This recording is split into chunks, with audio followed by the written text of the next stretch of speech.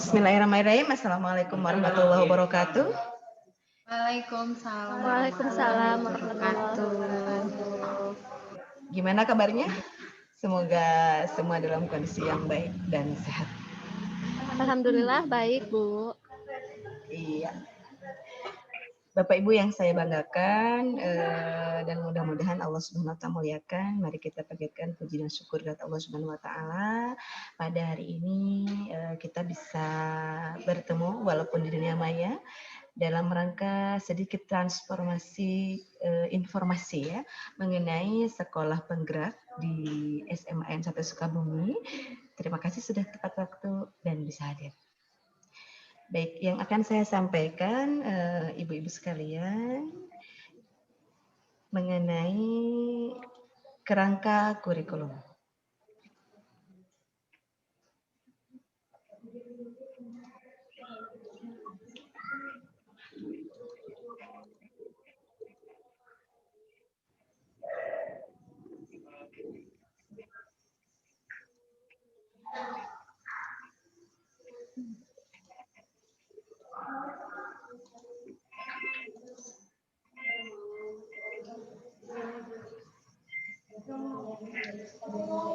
Ya, di kerangka kurikulum sebetulnya kita itu kan kemarin kalau SMA Negeri 1 Sukabumi itu kita menggunakan Kurtilas, selanjutnya kita mengadopsi kurikulum nasional, selanjutnya kita mengadopsi sistem kredit semester atau SKS yang sudah berjalan lebih dari 3 tahun.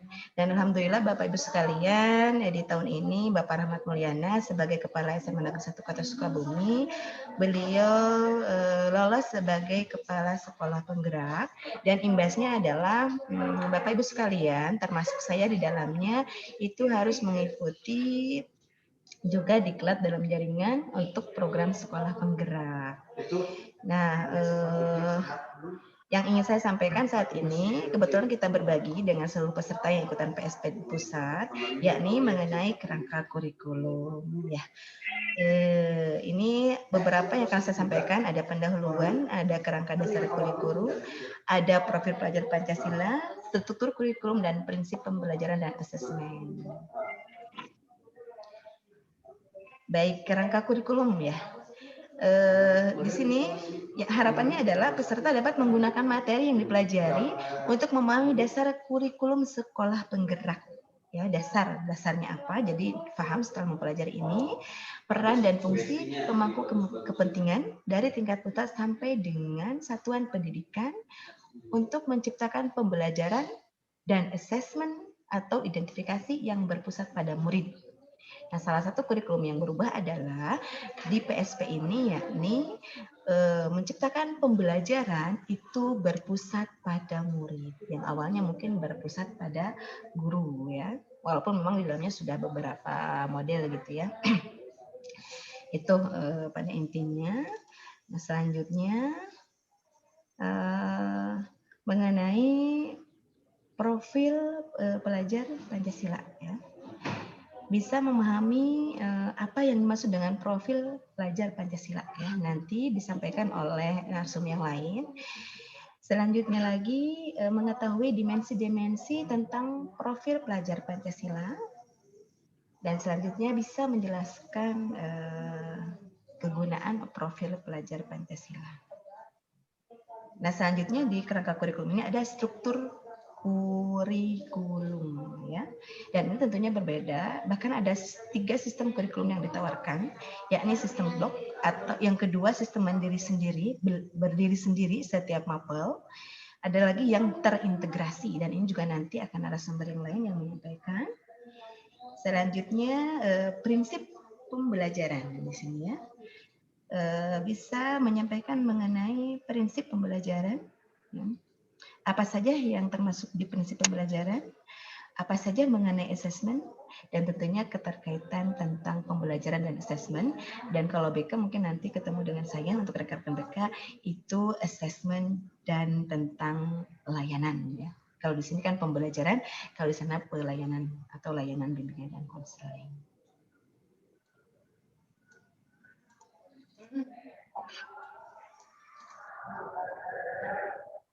Nah, ini tadi saya sudah ini ya mengenai kerangka dasarnya, yakni bersifat dinamis sehingga harus dikembangkan seiring dengan kebutuhan perkembangan zaman.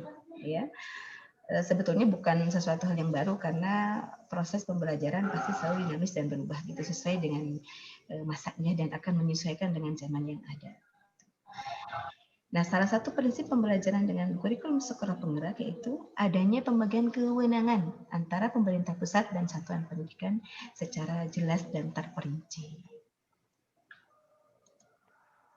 Nah, kewenangannya apa saja ini Bapak Ibu ya? Pemerintah pusat, jadi struktur kurikulumnya langsung dari sana. Profil pelajar Pancasila juga sama. Tentang capaian pembelajaran atau capaian layanan sudah ada ditentukan juga pedomannya. Lalu mengenai prinsip pembelajaran dan asesmen.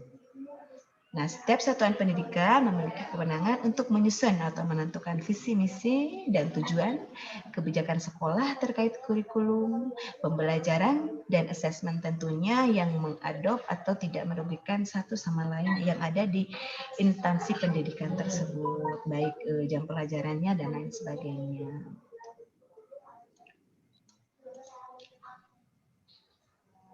Nah, ini kerangkanya ya Bapak Ibu sekalian.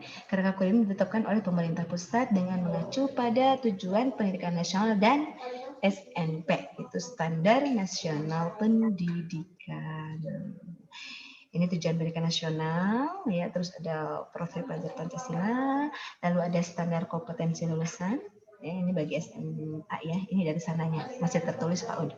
Mohon maaf Bapak Ibu sekalian karena saya hanya menyampaikan lagi apa yang saya dapatkan. Sebagaimana kita ketahui di dalam pendidikan ada 8 standar ya, yang di sini ada standar isi, standar proses, standar penilaian, standar sarana prasarana dari masukin dan ada 3 standar lainnya. Nah, tadi sudah disebutkan bahwa salah satu ciri khasnya adalah bersifat fleksibel dan dinamis ya untuk kurikulum penggerak ini. Dan satuan pendidikan diperbolehkan untuk mengembangkan kurikulum operasional berdasarkan kerangka dan struktur kurikulum sesuai dengan karakteristik satuan pendidikan. Nah, contoh di SMA 1 itu ada mengadopsi beberapa eskul misalnya. Kita memiliki 20 eskul, maka eskul ini bisa juga dijadikan sebagai bagian yang integral dari sekolah penggerak. Begitu juga visi dan misi satuan pendidikan, profil pelajar dan konteks kebijakan lokal gitu.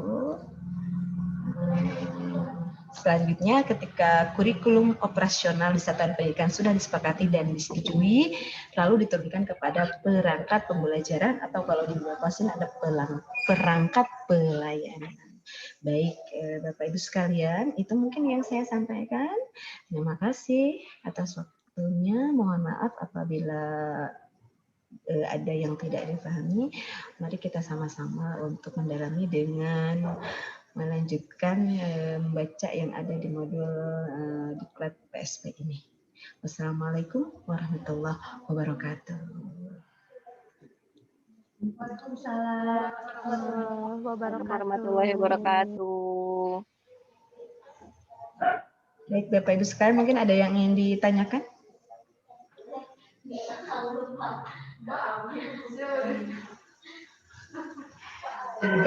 Bu Maylin enggak ya?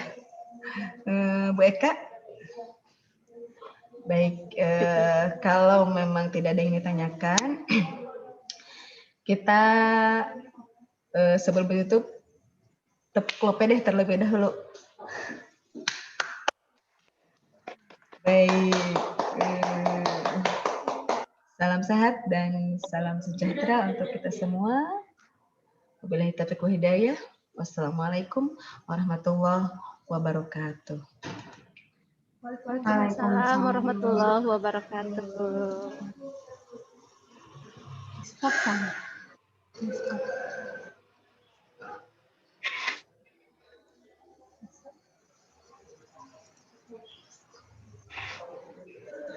Di stop.